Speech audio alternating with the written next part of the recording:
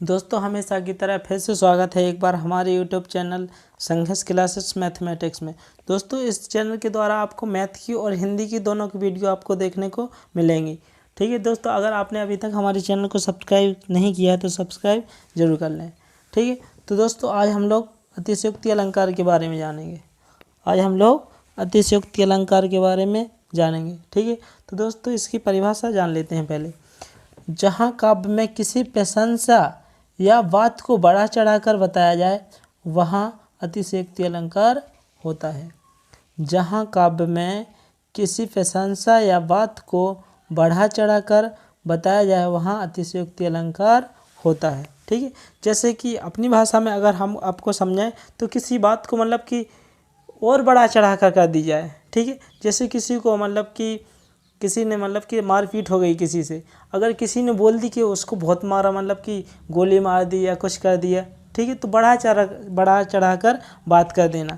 ठीक है, बता कर देना, कोई भी बात को बढ़ा चढ़ा कर बताना ही अतिशयोक्ति अलंकार होता है। तो अतिशयोक्ति का ये पहला उदाहरण बड़ा ही फेमस उदाहरण है। ठीक है, जैसे कि हनुमान की पूंछ में लगन न पाई आग, लंका सगरी जल गई, गए निशाचर भाग। दोस्तों यहाँ कवि ने क्या छाप दिया, कि ये तो स्वाभाविक है कि कोई भी काम होगा। ठीक है, जो इसमें उदाहरण दिए होते हैं उसमें वो बात सही है, लेकिन उसको और बढ़ा चढ़ा कर कि जो इतनी होती नहीं है उसका उतना बताया जाता है। ठीक है, तो वहाँ अतिशयोक्ति अलंकार होता है। जैसे कि हनुमान की पूंछ में लगन न पाई आग, लंका सगरी जल गई, गए निशाचर भाग। कि यहाँ कहने का मतलब है कि हनुमान की पूंछ में लगन न पाई आग, कि हनुमान जी की पूंछ में आग लगी नहीं। ठीक है, ये तब की बात है जब हनुमान जी जब सीता की पता लगाने गए थे कि लंका में, तब फल खाए थे वहाँ, तो हनुमान जी की पूंछ में निशाचरों ने आग लगा दी थी। ठीक है, तो वहाँ की बात है, लेकिन कवि ने यहाँ और बड़ा चढ़ा कर बात कर दी है कि हनुमान की पूंछ में लगन न पाई आग, कि आग लगी नहीं, हनुमान जी की पूंछ में आग लगा ही नहीं पाई और लंका सारी जल गई, लंका सगरी जल गई और निशाचर भी क्या हो गए, भाग गए। ऐसे कैसे हो सकता है, कि लगन न पाई आग, पूंछ में आग लग नहीं पाई और लंका सारी कैसे जल सकती है। ठीक, और निशाचर भी भाग गए। ठीक है, तो कहीं ना कहीं कवि ने इस की बात को बढ़ा चढ़ाकर बताया है। तो यहाँ कौन सा अलंकार होगा, अतिशयोक्ति अलंकार होगा।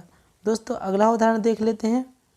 जैसे कि देख लो साकेत नगरी है यही, देख लो साकेत नगरी है यही, स्वर्ग से मिलने गगन जा रही। अब दोस्तों यहाँ भी कवि ने देखो बड़ा चढ़ा कर बात करी। देख लो साकेत नगरी, साकेत नगरी कोई नगर है।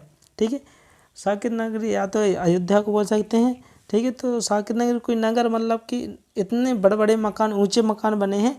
ठीक है, अब वो कि अच्छे ऊंचे मकान लग रहे हैं, कि जैसे कि आसमान में छुप रहे, लेकिन वो कि यहाँ कवि ने और ज़्यादा बड़ा चढ़ा कर बात कर दी कि स्वर्ग से मिलने गगन जा रही, कि नगरी सीधी गगन जा रही। कहाँ जा रही, गगन में, आकाश में उड़ रही, गगन कि गगन से मिलने जा रही है। ठीक है, तो यहाँ कवि ने कहीं ना कहीं बड़ा चढ़ाकर बात कर दी। तो कौन सा अलंकार होगा, इसमें भी अतिशयोक्ति अलंकार होगा। दोस्तों एक उदाहरण और देख लेते हैं।